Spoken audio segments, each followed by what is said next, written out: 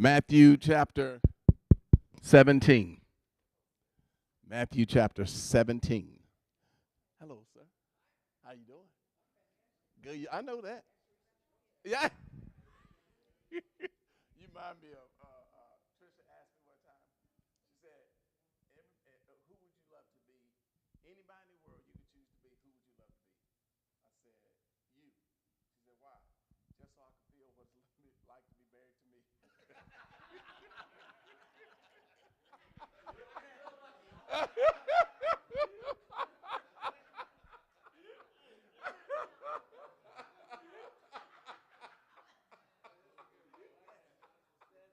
You gonna tell already? Well, me and y'all can use that if you want to. So, how long did you take you to get up off the floor? I know. That's why I had the hip replacement surgery. Oh, dear God in heaven, thank you so much for this time we have together with you. We ask you, Lord, if you would, please just remember us always. Lord, there are people who are going through things. They're confused. They're hurting. They're frustrated. They're mad. And we ask you, Lord, please soothe them and give them understanding. Lord, allow us to always reverence you as King and to serve you. Lord, thank you for blessing us. Keep us under your care and protection and provision. In Jesus' name we thank you. Amen. Bless us to not ride motorbikes without help.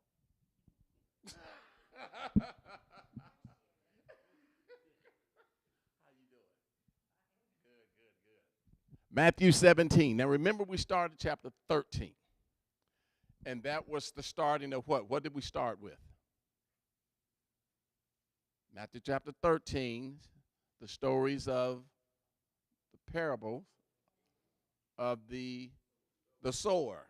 And what was about the sower? What were the four different grounds it fell on? First ground was the wayside. Then the second was the rocky. The third was the thorny. And the fourth was the good. And then he went and explained these soils, different types of soils or places of soils. And the wayside was where Satan would come in. It didn't have time to even get in and germinate. The crows would come in and eat it. The rocky, what would happen to it? Not enough root, and the sun would come and scorch it and burn off. The thorny was what? The curves of the world. You know, it would have enough and it would grow. The problem wasn't from the foundation; it was from life. Exactly. And the good ground was is Airport Freeway. So now, and Airport Freeway produced 30, 60, and 100-fold. And so here we are today. So Jesus begins, the book of Matthew begins to take us through a journey. And hold up a second, y'all. Just a second. I'm sorry. Hello?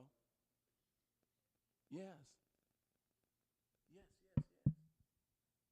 Yeah, I'm in the middle of Bible class. Is everything okay? Okay. Russ. Okay, hold up a second. Yeah.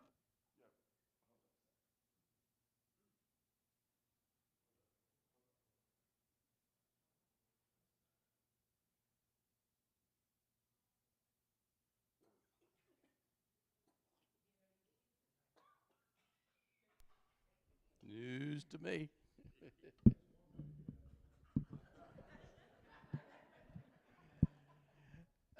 Let me get my let me get my Bible. Go to 17. I think he was going to give a review of what we're getting to, but we'll start reading in 17. Thank you, sir. Matthew 17, the Transfiguration.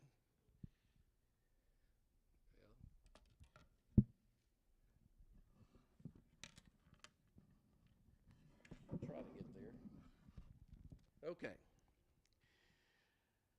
After 6 days, Jesus took with him Peter, James, and John, the brother of James, and led them up a high mountain by themselves. There he was transfigured before them. His face shone like the sun, and his clothes became as white as the light. Just then there appeared before them Moses and Elijah talking with Jesus. Peter said to Jesus, "Lord, it is good for us to be here. If you wish, I will put up 3 shelters, one for you, one for Moses, and one for Elijah." While he was still speaking, a bright cloud enveloped them, and a voice from the cloud said, "This is my son whom I love. With him I am well pleased. Listen to him." When the disciples heard this, they fell face down to the ground, terrified. Okay, let's pause just a minute right there. What is Peter saying? Well, there in verse 4.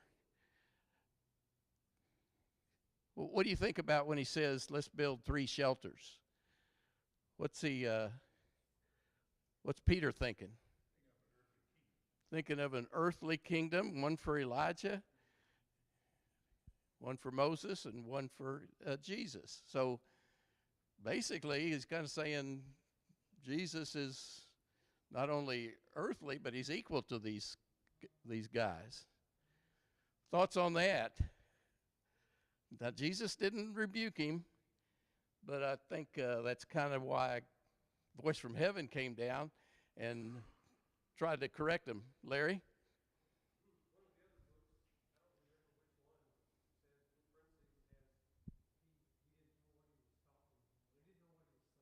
Peter didn't? Okay. Okay. Well, we know Peter likes to mouth off and doesn't really think before he speaks. Mark? One thing I get out of this verse is the fact that we will know who everyone is when we get to heaven, because Wow. how would Peter known that was Moses and Elijah? Ah, They died hundreds of years before I didn't think of that. born. I didn't think of that. He knew who they were. We weren't told that they were told who they were. They just knew them. Okay. So, but to me, building these tabernacles or shelters Yeah. seemed like he was wanting to kind of make a form of worship to them. Okay. I hadn't thought of that. That's a good thought. Go ahead, Joe. Yeah, I'm sure he did. Yes, sir. But yeah. Uh,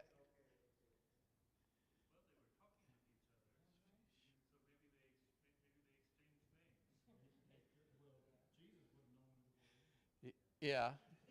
Yeah. And the verse just says, just then there appeared before them Moses and Elijah talking with Jesus. Now, how Peter recognized that, or James or John recognized that, I don't know. Uh, I don't know how that transpired. Intervention? Maybe so. Maybe so. But like we said, Peter kind of steps over the line there and speaks out and doesn't really consider what he's talking about, because it's kind of a slam to Jesus, you know? I mean, he's kind of like saying, well, okay, you get a tent, tabernacle, whatever. Elijah gets one and Moses gets one. So equal basis. Kind of seems like that to me. I don't know, maybe not. The shelter.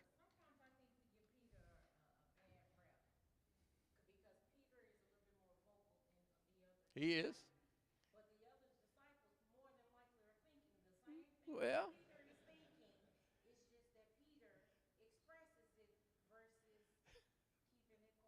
well, yeah.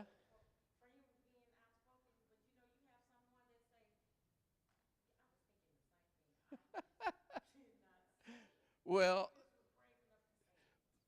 Peter and James and John are used to Peter, and so they just, okay, I'm keeping quiet. I'm just going to let Peter talk here, and he's going to maybe say what I'm thinking, but he's going to say it, and I'm not going to embarrass myself. Maybe, I don't know. Okay, good thoughts. Anybody else?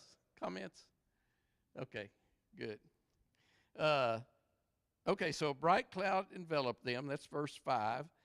And a voice from cloud came down and said, "This is my son, whom I love. With him I am well pleased. Listen to him." When the disciples heard this, they fell face down to the ground, terrified. What do you think they're thinking now? Glenn? Probably not. Yeah. Well, they knew it was God because they said, "This is my son." Yeah.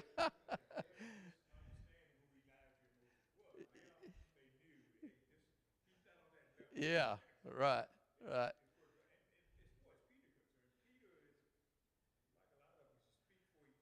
Yeah. Yeah. Yeah. Yeah.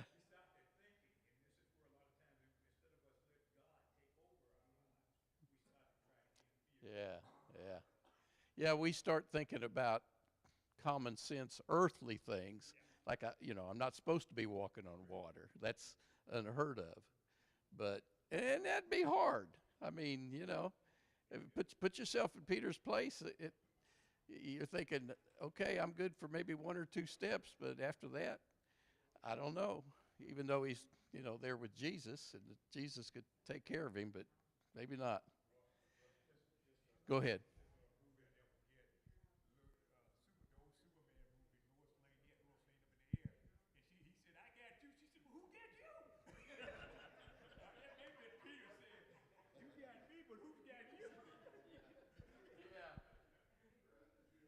Yeah, Dwight. Did you have something? Oh, I thought you said something. Okay. All right. All right. Good. Good comments. Okay, so verse 6, they were terrified. They're face down on the ground. And Jesus says, but Jesus came and touched them. Get up, he said. Don't be afraid. When they looked up, they saw no one except Jesus. Now the point is magnified now. Forget about Moses. Forget about Elijah. We just got Jesus here, and that's all we need.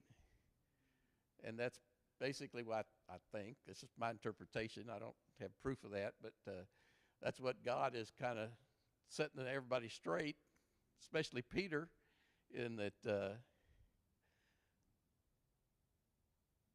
you could say you want to build a tabernacle for for Elijah and Moses, but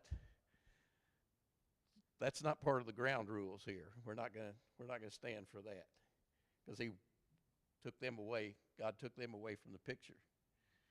And I don't know how they appeared there.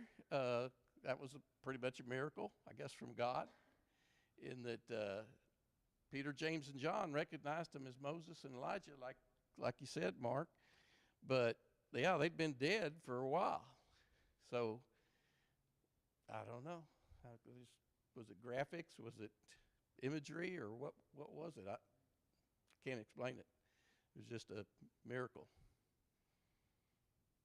But God set him straight. Mark? I think in one of the other versions, if I remember right, I mean, not version, but one of the other books, it talks about that Moses and Elijah were talking with Jesus about things that were about to happen to him, about his Really? crucifixion and stuff. Really? Or maybe I heard someone talking about that.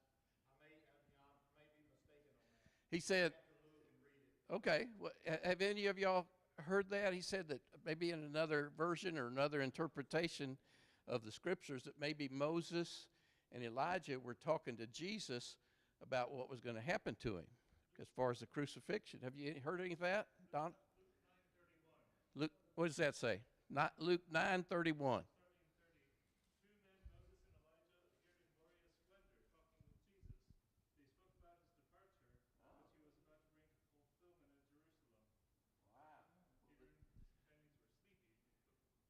Well, there it is. Luke 9:30 and 31.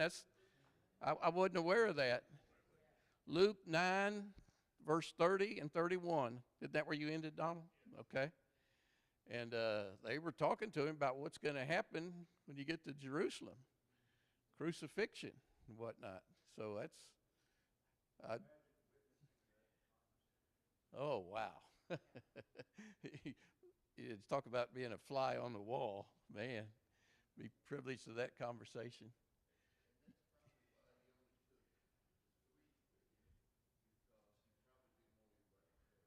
All the disciples could very well. That's the three he always took with him. Yeah, that was the inner circle. Yeah. Well, that's fair. It's interesting that the only eyewitness, well, the only eyewitness who wrote a gospel did not record the transfiguration in his gospel. John did not did not include. It's like he was going the second mile with his "don't tell anyone" thing. I don't know. Or maybe it wasn't time Maybe it wasn't time. when he was writing a book to reveal when he was happy. Well, It's you just know, like, the Holy because it's, Spirit inspired him to yeah, write. because it's like how they looked on him. He said they were happy. Well, Okay. I'm sorry. he may have spoken to John or Matthew later on. Yeah, exactly. So I'm sorry. So what did you say about the conversation? I'll relate it to everybody else. We were mentioning that of the three accounts we have, they're from Matthew, Mark, and Luke. Okay. You think John, who was an eyewitness, would have written something, but for some reason he chose not to. Oh, okay. Oh, but you remember Jesus told them, don't say anything Right. about this, keep it quiet. Right. So maybe that's why John was still going by that Yeah. power. Could be. Although that was only until the Son of Man had been raised from the dead. Yeah. Yeah. And as he was just Yeah. taking that the second mile. Did you have And some? then I I missed said, something. so I said, how did he look right in his account? He wasn't even there. And then, Well, and then Dawson he's said, well, inspired. maybe John told him. Thank you. Thank you. Maybe John told him. Well, all I can say is Luke was inspired to write it, but yeah, he wasn't there. Of course, neither was Matthew or Mark. But anyway, okay. Any thoughts? Other thoughts? Questions? Okay. Confused. Now it's Peter, John, and Luke, right? And it also said, Peter, James, and John. okay, and John's brother. That's James. Brother. Oh, okay, okay. James' brother John, Okay, that's okay. the sons of Zebedee. Okay, so they were brothers, right? Yes, sir. Okay, okay, but that's got it. And then they're earthly brothers. Okay. Man, I appreciate that because I've always been confused about that. Who was his brother? Well, James and John were brothers Okay. by birth. Interesting. Anybody? Anything else? Anybody? Yeah, Donald. One or two other comments about the transfiguration. We don't know a lot about what it looks like. The gospel accounts give us a bare minimum. His face shone like the sun. His clothes became as white as the light. One of the other accounts says as bright as lightning. It's interesting, perhaps, to note that the word that is translated transfigured in Greek is the same word that we get metamorphosis from. Really? And anybody who's raised butterflies knows what that is. Yeah. Wow. And while we don't have much of a description in the gospel accounts, and we don't have any description from John in Right. his gospel, we may have a more detailed description in Revelation 1, Oh. which has some similarities. Revelation 1, if y'all want to turn. In Revelation 1, we have the account of John. John's, or the revelation to John. People Okay. sometimes call him John the Revelator, but that's a misnomer because the Revelator is God. He's the one who reveals things. But you remember it introduces John in his situation on Patmos, Mm. and he has this vision of the golden lampstands and somebody walking among the golden lampstands. Someone, starting in verse 13,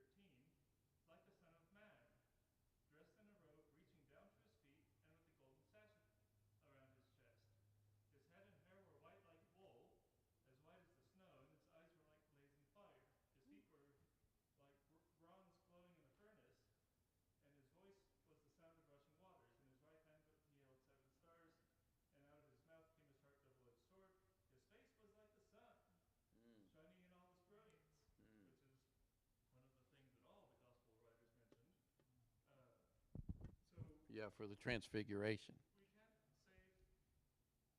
can't say for certain that this was a familiar face. I mean, it was the same person. Don't know if this is exactly how he appeared in the transfiguration, but it's interesting to say maybe. Yeah, could be. Maybe that's how Yeah, it because was exactly, or it wasn't Revelation. verse 2 says he was transfigured, his face shone like the sun, and his clothes became as white as the light. Some similarities there. Okay, now, transfigured, when they changed it, didn't Paul say something about that we will all be changed? Yes, yes. So does that mean the same thing?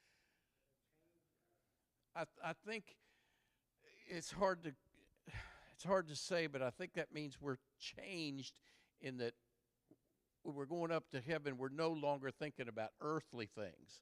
You know, we're not taking on, we don't have our earthly bodies. We're, I don't know if we're more of a spirit than a physical body or what, but I think it means that's the change. And not only your body, but your mind too.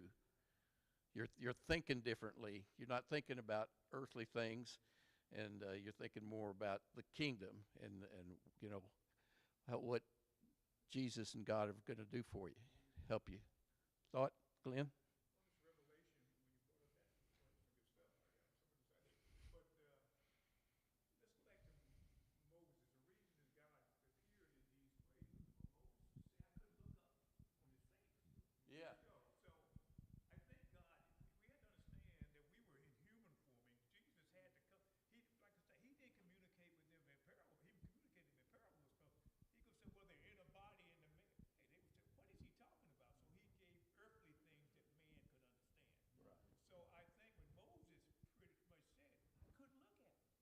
understand. Right. So I think when Moses pretty much said, I couldn't look at him. He put his face down, and these are what the disciples did too. Yeah. When they appeared, they went face down. So we have to understand that we can't get tied up too much in this,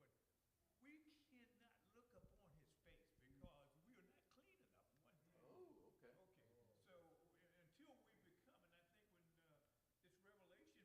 So until we become, and I think when this revelation, when Peter's given this in Revelation, he's talking about. He said this appeared to me. In other words, that he's seen a revelation from Christ. Something has appeared to him, and this is what he is conveying when he saw it. And go back to Paul when on the road to Damascus. Yeah. Right. I mean, so you got to be careful we don't get it, but that's the way God had to communicate with them because they were first not clean Yeah. enough, and the second thing that they could not look up on his face. Well, they die, Yeah. wouldn't they? Yeah. That's correct. Yeah. So, yeah, it's a different scenario, but When we all get to the kingdom, we will be able to see him on his throne. have no evidence of that, but I'll say probably. Yeah.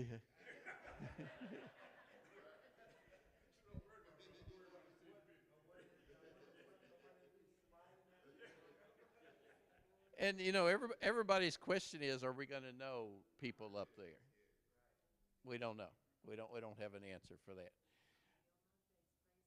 So you know, yes, there's concern. There's not really worry, but just that's a heavy thought. You know, will I see mom and dad up there? So that's tough. I don't know. Okay. All right, where are we? Okay, so verse 9, when they looked at, okay, verse 8, when they looked up, only one there is Jesus. So verse 9. As they were coming down the mountain, Jesus instructed them, don't tell anyone what you have seen until the Son of Man has been raised from dead. Why did he tell them that? Don't tell anyone. Don't share this with anyone.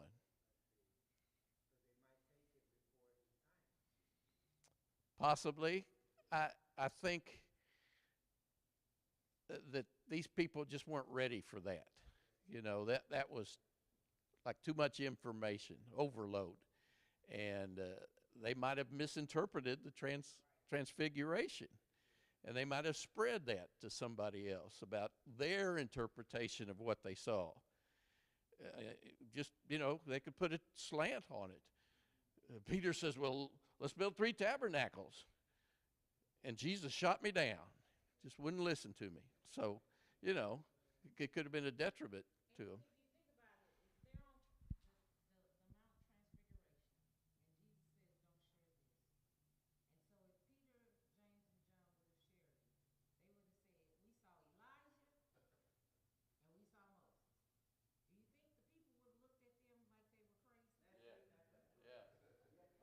Because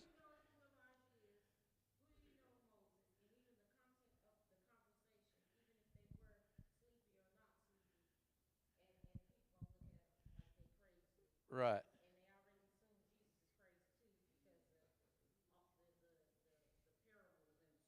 Yeah.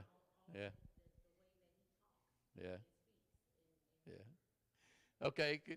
Trakia says if you didn't catch a hold of that, if Peter and James and John had come back and had started spreading the information about what they'd seen, I mean, it's bright light and everything, it was white and everything was just radiant, and people might think that, well, you guys think you're special, and then maybe some jealousy, because before, just a minute, Don, before, well, I don't say before, I don't know where it was, but when the disciples were together, they asked Jesus, who's the greatest of us?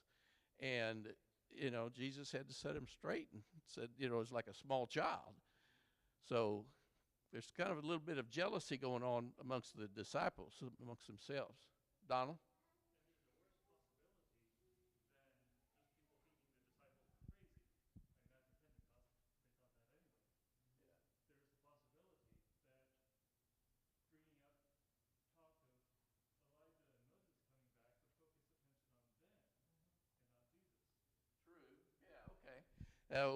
What Donald said was Moses and Elijah had come back, and if they'd seen them, I mean, that would kind of take the grandstand off of Jesus, and would kind of, people would say, well, you guys are special. You saw this, this, and this, and then that would, then of course, they might fail to communicate that God set them straight, and when they looked up after they fell to the ground, they didn't see anybody but Jesus. And taking the glory off of God or Jesus. Okay.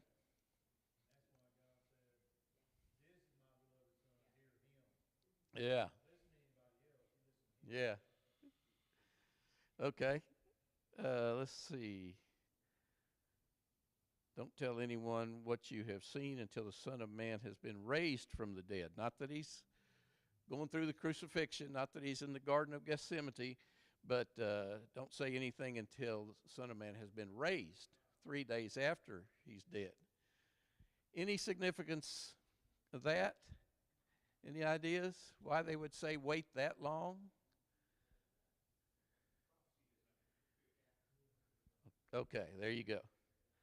The prophecy back in Isaiah and all those prophetic literature, the major prophets, hadn't been fulfilled yet. And so that kind of, when he did raise from the dead, that kind of gave a little bit more reliability and evidence of the prophecy. And people, might have got up in arms or might have argued about, that the prophets weren't real, or they weren't speaking the truth. Possibly, we don't know. A lot of that's maybe speculation, but that's a good avenue.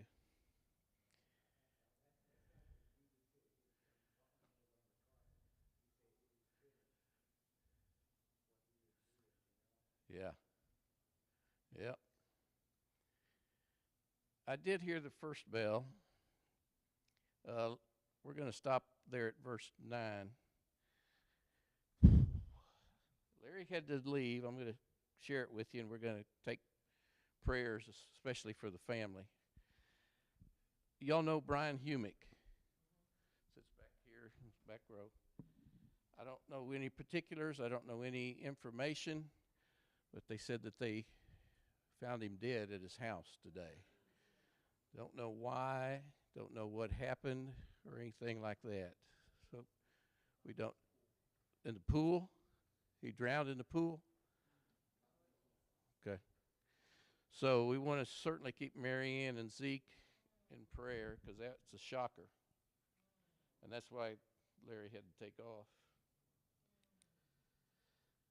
Whew. Yes, just this afternoon, evidently. Zeke. No, that's the son, Zeke. It's his dad. Yeah. Did you know Andy? Yeah, okay. Any details? Swimming? Drowned in the pool? Wow. Okay.